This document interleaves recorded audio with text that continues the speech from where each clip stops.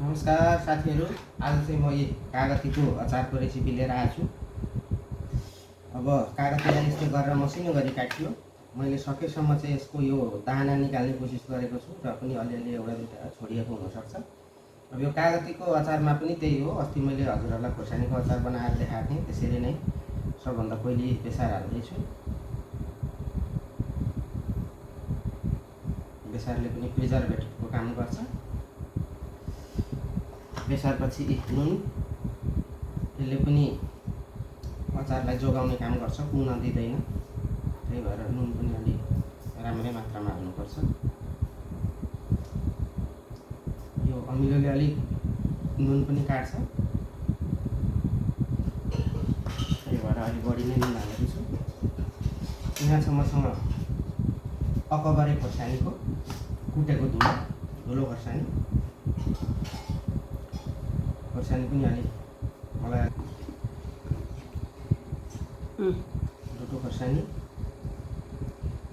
स्वाद अनुसारको। म चाहिँ अलिक पिरै मनपर्छ साथीहरू। यो चाहिँ अकबरे खोर्सानीको धुलो भयो। त्यही भएर हजुरहरूले आफ्नो स्वाद अनुसारले हाल्न सक्नुहुन्छ। अब यो मसला पनि अन्त्यमा पुगिसकेछ। यो धनियाँ, जिरा, सौंफ सबै थोक यसैमा मिक्स छ। अलैँची, सुकुमेल, ल्वाङहरू सबै थोकको मिक्स मसला हो। यो चाहिँ आफैले बनाएको कालो जिरा, पानजिरा सबै होममेड अचारको लागि बनाएको। यसरी यो राखियो। अब यसलाई मजाले मोल्ने।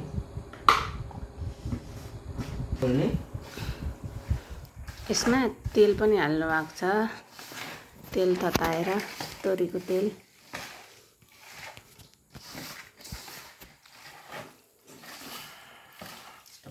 अब यो सबै रेडी भइसकेको छ साथीहरू। अब यसलाई चाहिँ सिधै हामी बट्टामा हाल्ने।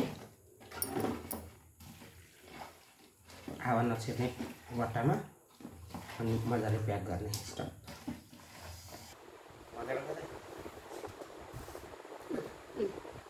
ल, यस्तै रेसिपीहरू मनपर्छ भने मेरो च्यानललाई लाइक, सब्सक्राइब, फलो गर्न नबिर्सनु होला।